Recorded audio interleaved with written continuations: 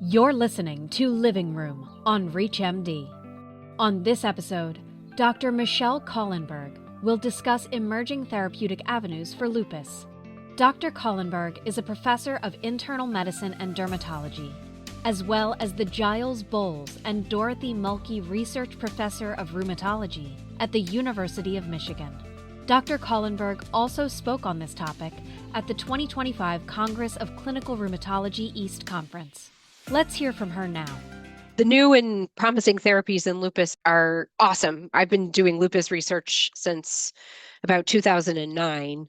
And over that time, it's been awesome to see options for our patients coming along. The new kid on the block is anifrolumab. And I think we've all started to see some pretty impressive responses in lupus skin disease using anifrolumab. So I think that's been a area where the biology and understanding of how interferons get skewed, and now we have a drug to block interferons. I think that's a really exciting area. And there's a lot of other things coming online to target PDCs that we think help make interferons, and also to block some of the other things like TYK2 and the signaling pathways. So these are all in phase 3 studies right now. Those will all be exciting options. There's lots of studies ongoing right now in lupus nephritis. That's been a big area where we've needed to make an improvement for a long time because our complete renal response rates in patients who have nephritis are still hovering around 50%. And we really need to do better because losing your kidneys sets you up for having a lot of morbidity and mortality over time. I think the obinutuzumab study that just came out showed that we do have some improvement there over things like rituximab, which we weren't able to get the studies to be positive, although we all think there's probably still a little bit of benefit to using Ritux in some patients. The trials that are coming for lupus nephritis are good. But then I think, everyone talks about CAR T therapy and these bispecific T-cell engager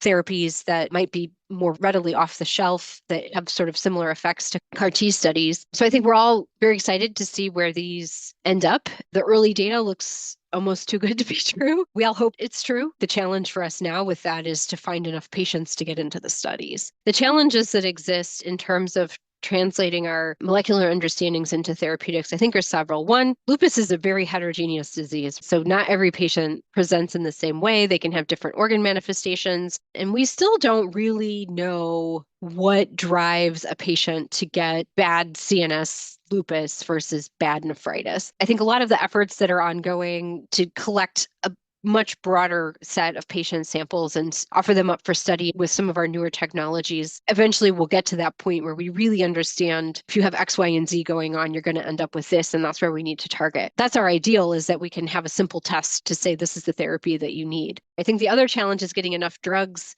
in our armamentarium so that when we do know the molecular mechanism, we can pick that drug and have that drug available to be able to give it to the patient. If we don't get these drugs through the approval process, then even if we know what the driver is, we won't necessarily be able to fix it. I'd be remiss to not mention that the biggest barrier we all face, even now, is insurance and getting drugs approved for our patients. And knowing as a doctor, this person responds to this, or we think they're going to have a high likelihood of responding to something, and that's the patient choice, and you've done shared decision making, and you've come up with a great plan, and it gets squashed because the insurance company has a different algorithm that they want to adhere to. And so I think that also is an extraordinary challenge, especially in rheumatology, where all of our drugs are expensive, to try to be able to offer our patients directed therapy. If the insurance companies aren't going to let us do it, that's going to be another huge problem.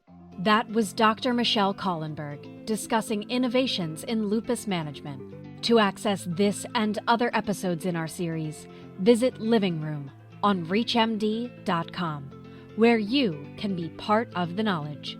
Thanks for listening.